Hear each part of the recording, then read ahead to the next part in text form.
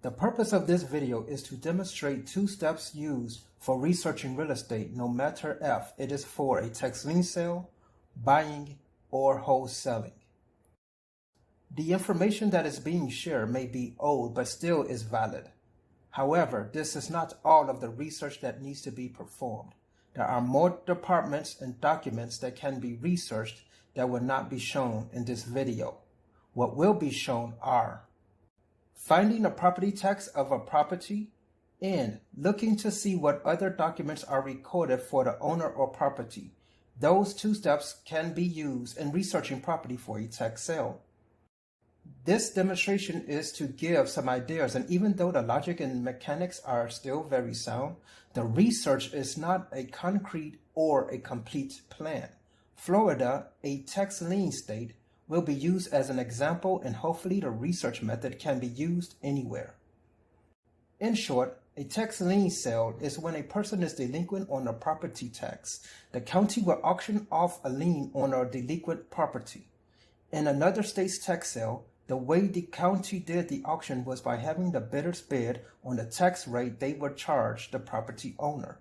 The tax rate cannot be greater than a legal tax rate. At the time, it was 18%.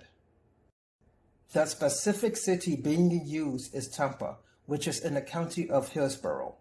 To start off the research method, get an address from whatever site that is used for selling property, a map site, or whatever is known to get an address. We want to go to the county's treasurer's site or the department responsible for collecting taxes. Here we are going to look for the county that Tampa is in and go to the county's general website, which is hillsborocounty.org. Now we have to try to find where the property tax information will be. We are going to try residents, then property owners and renters. There is a button for property taxes.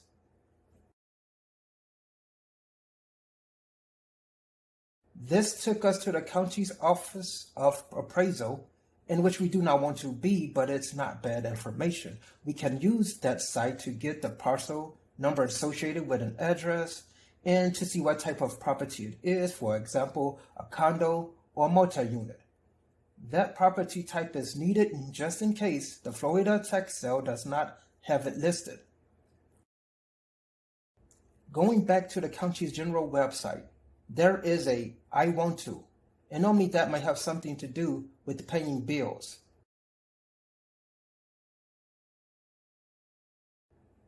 There is a pay button, and also property owners and renters again. Under that option, nothing exists related to property tax. The next best option is citizens. Now we see property taxes, because every Floridian citizen has to pay property tax regardless if they own property or not, apparently.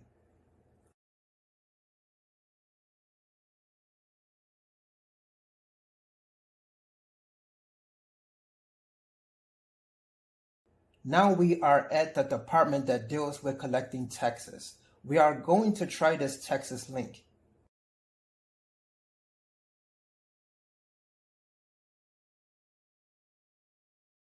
Click on the real estate tax property owner. Scroll down to property search. Click property tax. Use your example address that you found earlier in the property tax search box.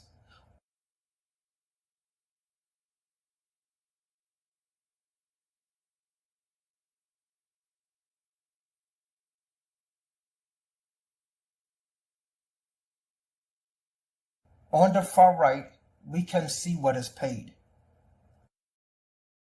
The way this can be used is 1. If the tax is paid, there is a good chance the owner will pay the delinquency. The bidder would use the maximum interest rate since the expectation is only getting just the interest money. 2. If the tax is partially paid or not paid, then further research is needed. The other department to look at is the county court. That is usually the county clerk. Hillsborough's clerk site is hillsclerk.com. Let's search for records and reports, court records and reports, then scroll down to official records, and under that, online search of official records. For now, use the name from the property tax. This example will only use the last name. Here we are looking for document types that would indicate the property owner owns money.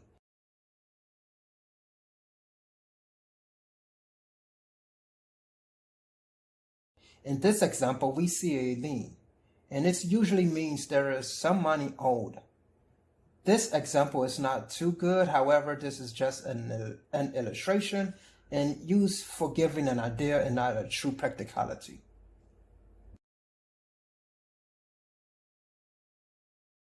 Given the new information, 1. If the property tax is partially paid and there is a document that indicates additional money is due, there might be a good chance of the owner not wanting to keep the place anymore. In this case, the bidder might bid a mid-level on the interest rate like 7 to 9%. 2.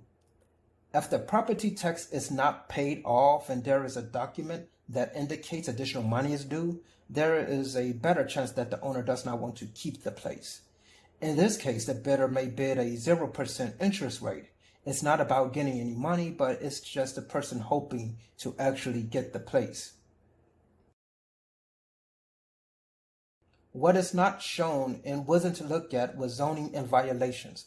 Violations also indicates money that is owed and normally found via the city's Department of Zoning.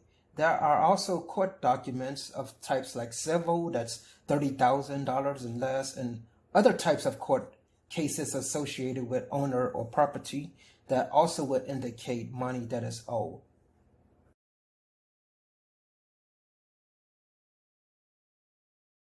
This research is also good for just in general when looking for a place to buy or even wholesaling. When you buy a place, the liens and violation becomes yours and then they will now become your burden. However, it's obvious that people's financial situation is not something to confront somebody about.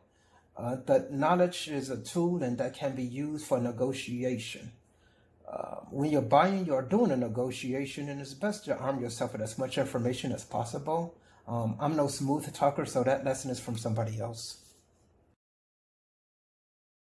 To summarize the video, we want to find out how much financial stress the property has. We look to see how much property tax they have currently paid. If they have currently paid on their property tax, there's a good chance they'll pay the previous delinquency tax as well. We search for other documents associated with the owner and property. This would tell us if there are other fees the owner would have to deal with. We make a decision on the bidding interest amount based upon the previous knowledge. So to use the previous knowledge, we look to see what's on the property tax. If it's $0, we will bid the maximum for the interest. If it's partial, we will look for other financial burdens, and if we did not find any, it would be like 10 to 15%. If we found other financial burdens, we will put in like 5 to 9%. If we see that they did not pay any of the property tax and it's fully owed, we would now look for the financial burdens, and if we did not find any, we put in something like 1 or 4%. And if we did find even more financial burdens, we will put in 0%.